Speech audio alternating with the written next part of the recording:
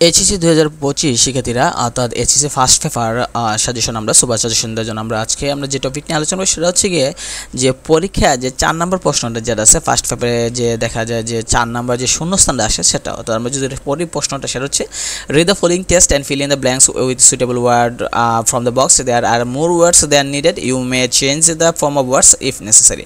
অর্থাৎ আমরা যে ফার্স্ট পেপার যদি আমরা খেয়াল করি যে 4 নং প্রশ্নটা যে শূন্যস্থান আছে সেটা যে আমরা সাজেশন সেটা আমরা দেব।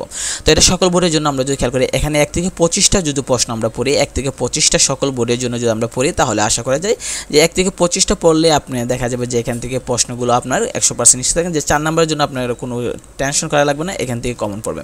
তো আমরা যদি 1 নম্বর প্রশ্ন দেখি যে সেটা হচ্ছে আপনার দেখেন যে the highly anticipated FIFA world cup final নিয়ে।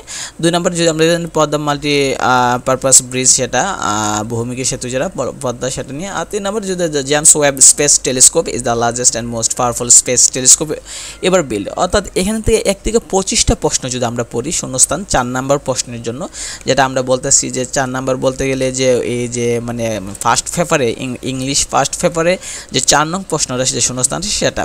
তো আমরা যদি এখান থেকে আমরা যদি মানে প্রথম 25টা যদি পড়ি তাহলে আশা করা যায় যে প্রথম 25টা পড়লেই সকল বোর্ডের জন্য কমন পড়ার সম্ভাবনা থাকবে। তো এটা আনসার এই শূন্যস্থানের যে উত্তরগুলো সেটা আপনি স্ক্রলিং করে নিচে গেলে দেখবেন উত্তর নিচে দেওয়া আছে।